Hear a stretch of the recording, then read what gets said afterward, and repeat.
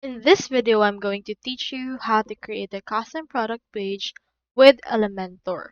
So in order to do this, we need to head over and then have in here a particular Elementor account. Just head over and click on this Get Started and then log in. So this Elementor is typically hosted by WordPress, so you need to also head over to wordpress.com. Click on this Get Started option right here if you do not have an account yet, or click on this Login option if you already have one. So on my case, I already have one, so let's head over to that.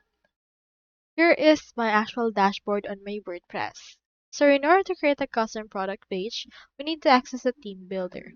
So on your dashboard, scroll down until you can see this themes or templates option right here. And in here, we can see the theme builder. So click on that. Once you're on your theme builder, we just need to head over and add a new option right here. So for example, we have header, footer, single page. We also have in here the product page. So you can head over and then click onto this option right here. And then into this case, as you can see, it asks me to upgrade. So you can click onto that part and then you can see that you will be asked for the Elementor Pro plan.